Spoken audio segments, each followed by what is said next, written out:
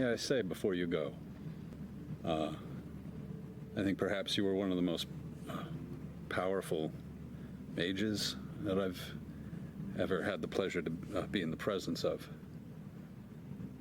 And for this, I would offer a gift, which I think it has been a long time since anyone has pointed out to you that you were a fool. Pain doesn't make people. It's love that makes people. The pain is inconsequential. It's love that saves them. And you would know that, but you have none around you. You said so yourself. You surround yourself with lies and deceptions, and I wish for you in the future to find someone who will mourn you when you are gone. This moment from Critical Role's second campaign is a highlight for many fans, including myself. It features Caduceus, the party's cleric, delivering a brutal, honest, empathetic takedown of one of the main villains of the campaign, the evil wizard Trent. To no one's shock and surprise, I am a D&D fan, and I am a Critical Role fan, and I want to talk about this moment specifically because I think there's such an underrated lesson that happens as we watch the Mighty Nine go up against Trent, and I think it is a very valuable tool that DMs and players alike could add to their own table dynamics. So let's break it down. How do I make my villain compelling? This is one of the most common questions in Dungeons & Dragons, just behind when are we playing again, and wait, what does my spell actually do? And because this is such a commonly talked about topic, there are common answers, and they're often really good.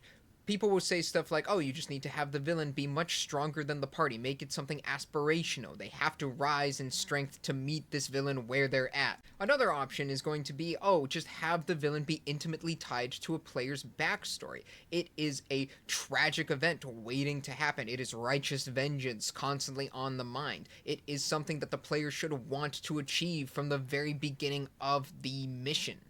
Or have the villain hit them where it hurts. Have them go after a beloved NPC. Have them go after a member of the party. Hurt them on a personal level so that the party not only has the incentive to go out after them because they're playing a Dungeons & Dragons game, but because they desperately want to murder this person. And this advice is good advice. These techniques can be used in multiple ways, in various different fashions. They can be mixed and matched, and they have been used successfully in multitudes of different D&D campaigns. But I'm gonna let you in on just a little piece of advice that most of D&D doesn't want to talk about, but the truth must be said. If your players don't want to be afraid of your villain, they're not going to be afraid of your villain. I know. Shocking. Heartbreaking. It's like learning that 99.9% of Dungeons & Dragons problems are just solved by talking to your party. Tragic stuff. If a player wants to stand up to the villain and refuse to be afraid of them, then that is what they're going to do. And sometimes that takes the wind out of the DM's sails.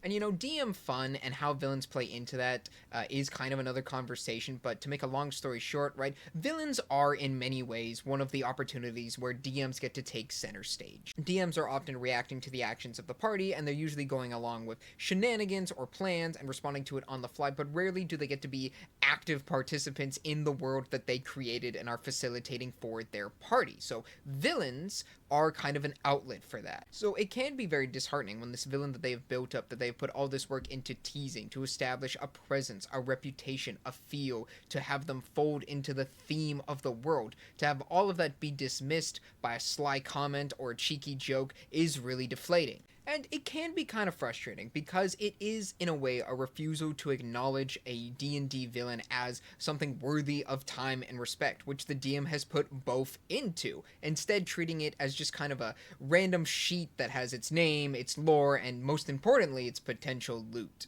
Now, like I just said, 99.9% of issues in Dungeons & Dragons are resolved just by talking it out as a group. If the DM isn't feeling that their fun is being prioritized at the table, they need to voice that. If the table isn't willing to receive that feedback and, meet the DM where they're at, that table probably shouldn't be playing together. But I don't really want to talk about that. What I do want to talk about is how playing into a villain's presence within the story is such an underrated tool that players have at their disposal, and it can take a game, a session, an entire campaign from satisfying to outstanding. And this is where we circle back to Critical Role. So let's break it down. Archmage Trent Ikathon, a member of the Dwendalian Empire's ruling council and Caleb's former abusive mentor, invites our heroes, the Mighty Nine, to dine at his tower. During this very awkward meal, Trent takes the time to not only impress upon his power and influence to the heroes, but he also makes one final attempt to control his former pupil, Caleb. Now, this isn't the first time that we heard of Trent. This isn't even the first time that we met Trent. Caleb, the entire campaign, has been trying everything to stay away from the attention of Trent Ikathon, and everything that he's done has been trying to move away from the manipulation he lived under and find a place where he can actually call his own and live his own life. And 110 episodes in, it very much feels like this has been the case. He's found the Mighty Nine, he's found friends, a found family that he can call his own, that support him and want him to be free of the influence of someone as awful as Trent. So how do you go about playing this villain? How do you make him live up to that reputation, that presence, that identity that has been established for him throughout the entire campaign? How does he exert authority over his newly independent student? Well, he dismisses the entire idea of Caleb's independence from the beginning. He frames it as a test, as a plan, something he wanted Caleb to do. Everything that he thought he did to escape his former mentor's reach to build a life for himself was all according to plan, so that when eventually Caleb did make his way back to the Dwendalian Empire, he would be ready to fulfill the purpose that Trent had always envisioned for him. Now, again, this is episode 110. Caleb is level 13. At this point, he has fought demons and false gods. He has halted a war. He has received acclaim and renown from countless people beyond those he call his friends. If there was ever a moment to tout his own achievements, to spit in the face of everything that Trent had been saying to him up until now, it would be this moment. And in many cases, in a lot of parties, that is exactly what would happen in this moment. It would be the moment of satisfactory catharsis, where the hero gets to stand up for themselves against the villain that thinks themselves powerful. But what does Caleb do when face to face with the greatest villain of his life? He doubts himself. Sure, he protests, he questions, he makes the usual threats, but he never stands up to Trent in any way that completely disarms him.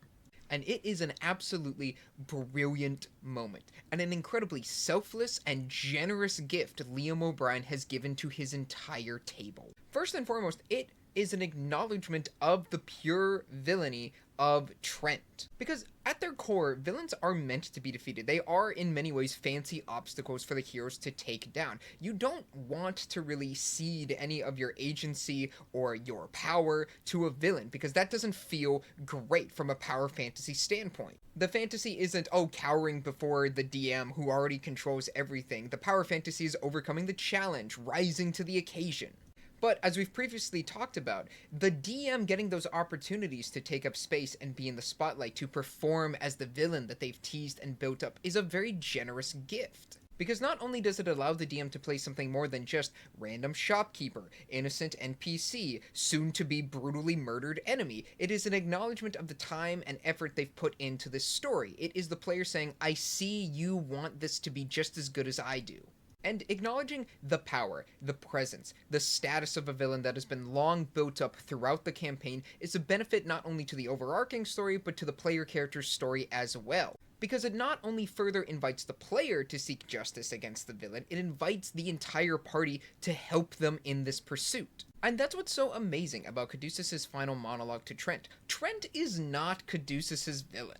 Trent matters so little in the grand scheme of Caduceus' story, there's very little reason for them to be interacting at all, let alone in a manner like this. But we get this amazing moment because Caleb, Liam, made the choice to invite everyone else into his story. In one of the highlight moments of his personal journey, he takes a step back, showing that this villain is intimidating, scary, harmful to his character, and he allows everyone else to recognize this, to see it, to start to internalize and understand it, and then they jump into the action to protect their friend. And it's great, and it's affirming, and it capitalizes on the found family themes that the Mighty Nine have been building throughout the entirety of Campaign 2. It's a great lesson for what happens when players actually allow themselves to play ball with the concept of the villain, to respect their space and agency, and treat them like an actual tangible threat instead of a bigger health bar.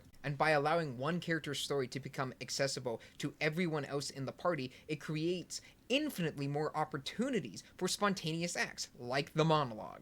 The lesson being that villains are a great tool for everybody at the table to engage in that possibility building. The DM gets the opportunity to enjoy being a villain. The backstory of the player gets to be fleshed out, recognized, respected, understood by the rest of the party. And the party get to actually come together and truly feel like they are taking a stand against something that is evil and should be removed. And almost always, the result of those elements working together is an amazing, impactful story that you never could have anticipated going the way that it did, but nonetheless is so enjoyable and amazing to see unfold. So yes, while this video does primarily come across as like a lesson, and it is very much my musings upon the different techniques and styles and tactics of DMs and players to create meaningful story, I think if anything, people should just look at this moment as an example of what happens when we recognize that everybody is playing at this table, everybody's contributing, everybody wants to play and contribute, and we should look for opportunities to